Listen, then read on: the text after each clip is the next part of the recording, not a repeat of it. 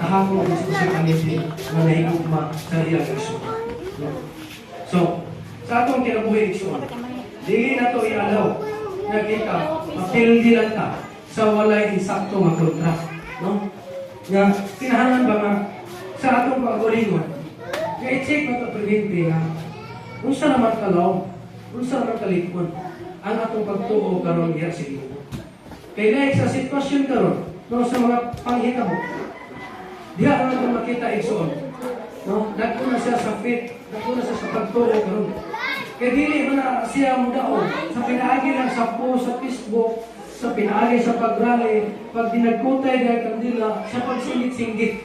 Kung dili, dagko na siya sa pag-ampo na hilong.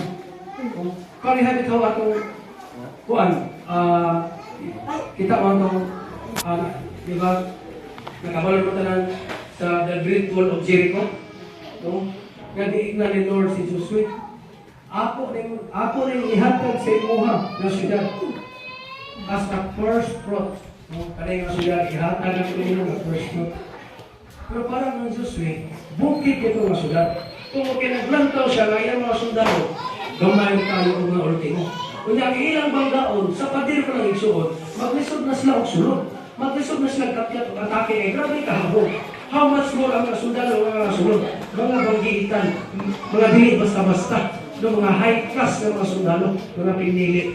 Pero unsay kibuhat sa Ginoo, unsay gi-instruct niya ni Joshua sa laban nga imong buhatan na pinaagi sa Ginoo, pinaagi sa pagkampo, no, pinaagi sa sacrifice, pinaagi sa fasting. Pastor Jonathan na. Diya na ito mapili ang tawag. Diba, Ginoo nga, tuyo ka, pagkampo mo.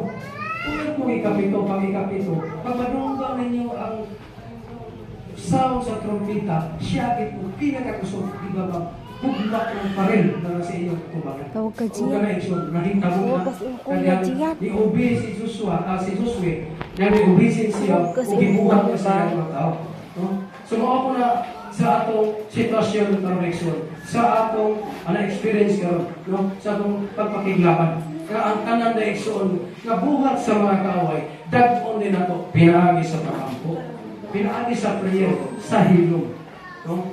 Kaya magunsa man yang grabe kayo nato ka-active, ralitan kayo na makalimutan kay prayer na iba. So the best way po na igsoon ang prayer. Ining ba maigsoon? No? Muli ng pinakadabis. Bisa ka na igsoon naata sa sitwasyon na natin mayon sa Ginoo na ay ma-experience na to